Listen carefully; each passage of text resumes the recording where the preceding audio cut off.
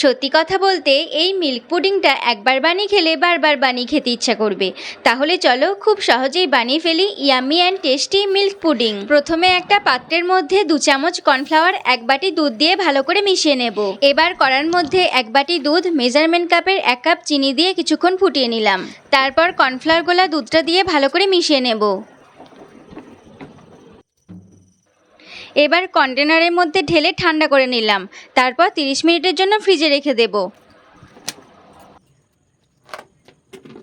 30 minute পর পুডিংটা piece piece করে কেটে নিলাম।